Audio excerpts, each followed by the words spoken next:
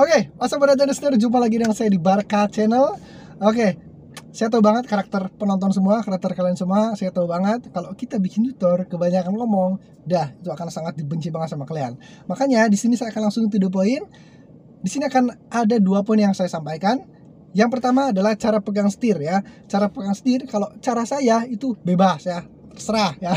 Terus poin yang kedua itu cara kita melatih memutar setir ketika belok. Nah, kebanyakan orang kita harus fokus ke setirnya, tapi kalau cara saya sebaliknya, kita jangan fokus ke setirnya. Nah, penasaran dengan cara belajar mengemudi saya? Inilah dia kurs gratis tahap ketiga. Detailnya langsung aja simak videonya. Let's go.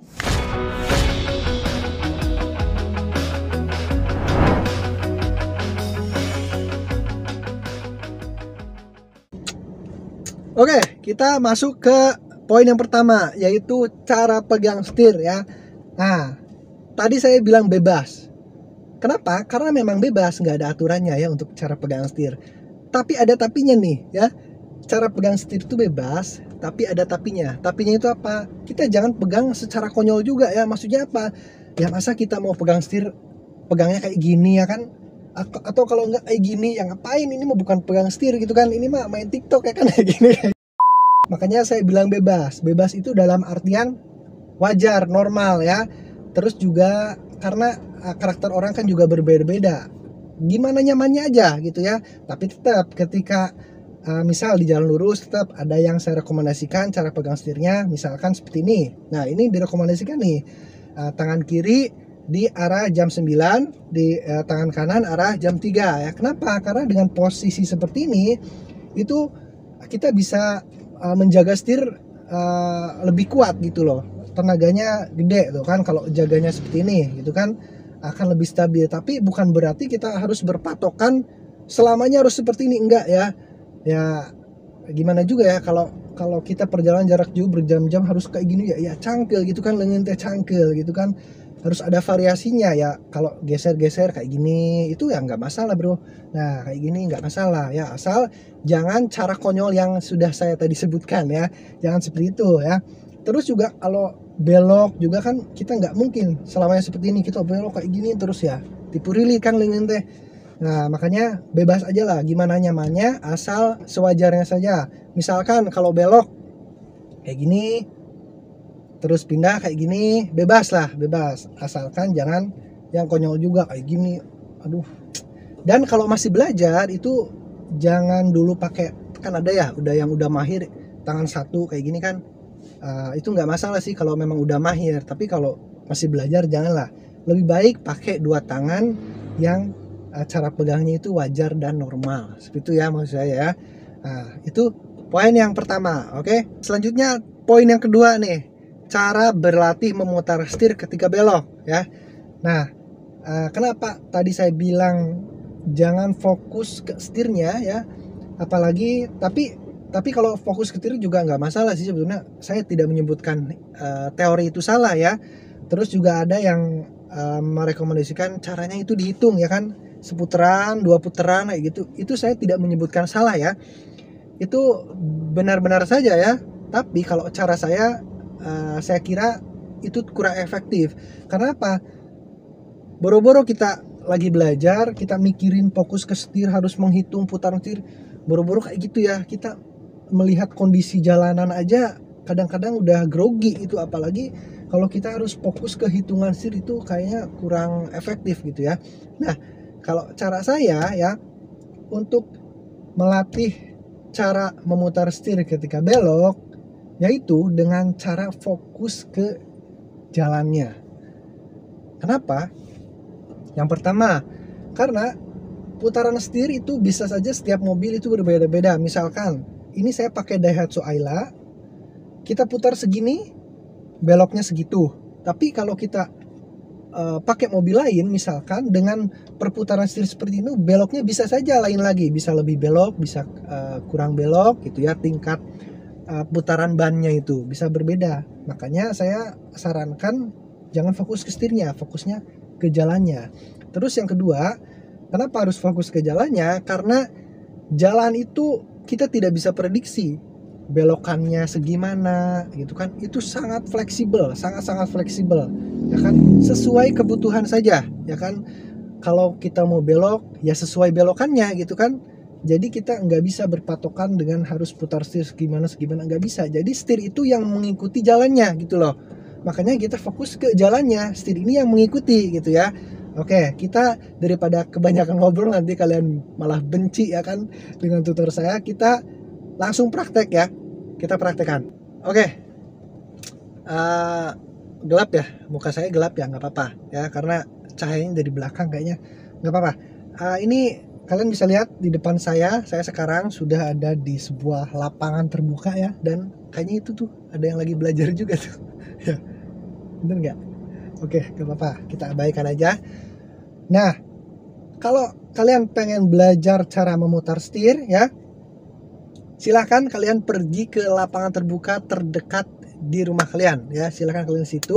Terus di lapangan tersebut silahkan kalian belok-belokin mobil kalian sesuka kalian, bebas ya, belok-belokin aja ya. Oke, belok-belokin.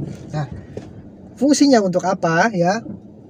Tujuannya adalah supaya kalian itu bisa mempelajari antara putaran setir dan dengan tingkat manuver roda ya.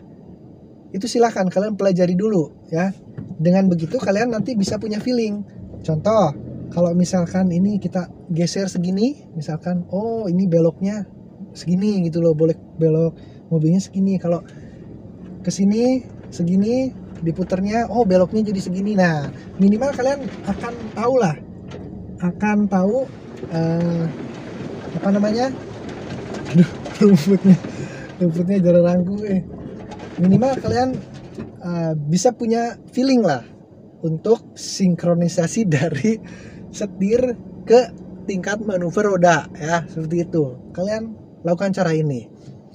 Setelah itu, setelah kalian mempelajari ya, silahkan kalian tentukan tempat yang pas untuk belajar.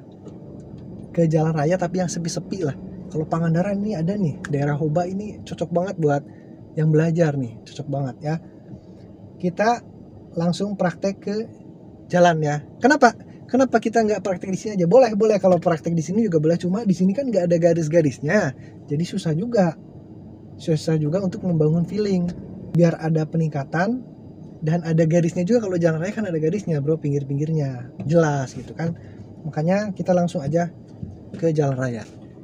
Oke, terus sekarang saya sudah berada di jalan raya ya, jalan yang sepi, dan saya rekomendasikan kalian pilih jalannya yang sepi juga, yang ada belokan-belokannya yang nggak ekstrim lah, yang tipis-tipis lah, belok ringan-ringan kayak gitu ya.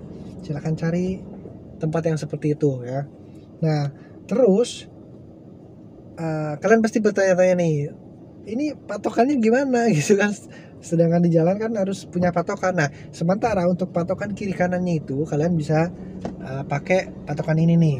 Yang tengah dashboard ini. Nah, kalau pinggir jalan udah kelihatan nempel di sini, berarti kalian udah berada di sisi sebelah kiri, udah mentok tuh. Nah, untuk kanannya di sini nih, sekitar 5 sentian dari pojok. Jadi pojok kanan 5 cm kira-kira aja.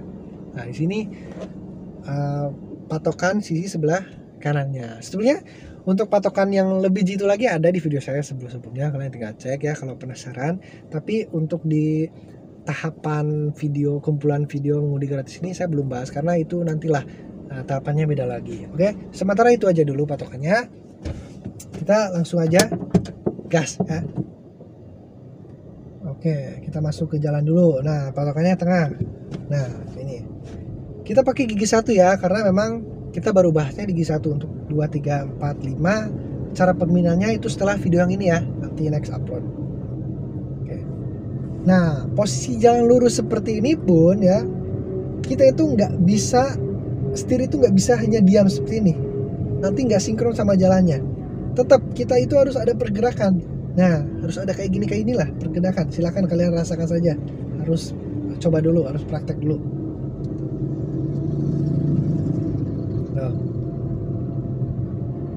Tuh.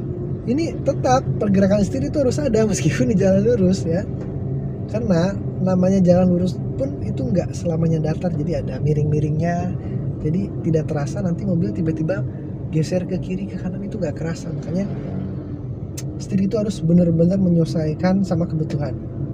Nah, ini ya, kita coba belok kanan ya. Nah, kalau ini setir diem aja itu kan pasti akan lurus ya, makanya kita rubah aja setirnya, nanti akan ketemu tingkat manuvernya tuh. Kalau kurang terus tambahin terus. Yang penting syaratnya kalian itu harus pelan-pelan. Nah, balikin lagi jangan lupa tuh gitu ya. Yang penting syarat untuk latihan itu kalian pelan-pelan. Kalau udah pelan-pelan putar setir sedikit aja itu beloknya akan terasa banget, jadi gampang nanti dirasakannya. Jadi itu akan membangun feeling kalian nantinya ya, gitu. Nah, depan ada belokan ke kiri nih, belokannya ringan banget ya. Ini boleh digeser-geser aja nggak apa-apa tuh, digini-gini aja nggak apa-apa, supaya kalian bisa mempelajari tingkat belokan mobilnya seperti apa tuh, nggak masalah tuh. Nah, ini belok ringan nih, kita geser setir segini tuh, udah mulai geser mobil. Kalian tinggal rasain aja tuh. Kalau kurang tambahin, kalau kelebihan ya balikin gitu. Selama pelan-pelan dijamin lah akan terasa banget, perpindahan mobil itu akan terasa banget. Nah, nanti setelah lancar ini silakan tambah kecepatan, boleh. Dijamin nggak bakal nabrak ya, nggak bakal, pokoknya tenang aja. Tuh belok kanan. Jadi setir ini menyesuaikan kebutuhan aja. Kurang belok tambahin, kelebihan beloknya kurangin, balikin gitu aja, udah simpel banget. Cara pegangnya bebas, gimana nyamannya aja, seperti yang udah saya tadi bilang ya. Jangan bilang ini sulit sebelum kalian coba langsung sendiri ya. Coba dulu ya. Oke, udahlah cukup segitu udah cukup. Oke, brother and sister, gimana? Semoga saya nggak terlalu banyak ngomong ya, karena saya udah berusaha untuk sangat merangkum dan hanya yang penting saja yang saya omongin tadi ya. Mudah-mudahan dapat diterima. Dan ini belokan-belokan ringan ya, ini hanya untuk membangun feeling aja. Kalau belokan tajam itu tekniknya beda lagi, nanti kita akan bahas. Ini hanya masih tahap dasar lah seperti ya. Oke, dan untuk video selanjutnya nanti saya akan bahas tentang bagaimana cara mudah untuk perpindahan persneling ya. Oke, karena kita baru sampai di gigi 1 aja nih ya. Oke. Nah, buat kalian yang suka video saya silahkan boleh like, komen, dan share juga teman-teman kalian. Dan untuk yang belum subscribe silahkan subscribe dulu ya. Terus udah ya. Kita ketemu lagi di video selanjutnya. Thank you for watching. Bye.